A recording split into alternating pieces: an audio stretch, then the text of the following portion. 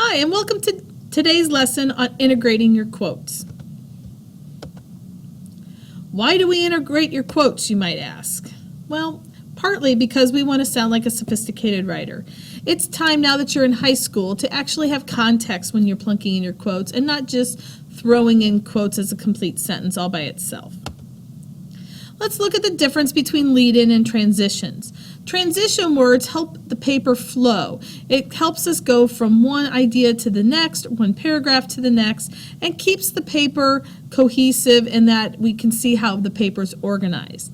Lead-ins are very different. Lead-ins, instead, their job is to give context from where you're pulling your quotes. They tell the reader where that quote came from, what's going on in the story or the article where you pulled it. Notice this say Fitzgerald references God through, and then it gives the quote here. And then he says the way, the eyes, and then it finishes it. So here we know that we're talking about Great Gatsby. We're talking about references of God. We've got the quotes from the book, and we know where that's coming from.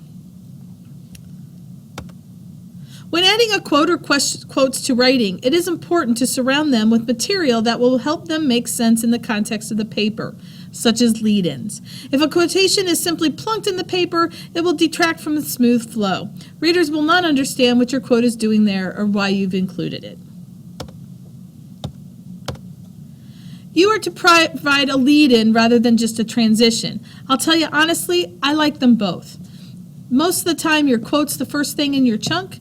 So if you provide a transition and then follow it up with the lead-in and then give your quote, your reader is much more apt to know what you're talking about. In freshman year, I tell my freshmen to include TLC, transition, lead-in, citation. Okay? Know the situation or context. I also say to tell who's saying what to whom. So give us the context. Who's talking to who? Make sure you explain how your quote is relevant and make sure that it makes sense. Here are some examples. Take a look at these examples and try to decide which ones you think are good examples and which ones are not as good. You can make them red as bad, yellow as and green as really good. You could pause the video now, take a look to do that, and then play the next slide. Notice this is how I would have labeled them. The yellow again, you're getting there. Green is good. Red is one that you probably want to change. If you've got questions why these are labeled where they are, please ask. And some last tips. If you leave out words or phrases in the middle of a quote, you are to use an ellipsis. That's the 3 periods. If you're going to change words, use brackets to show that you are changing the words to make it fit structurally. Make sure the quote and the lead-in are supported. Always include commentary, and that's a whole another piece that comes after your concrete detail. It's the analysis.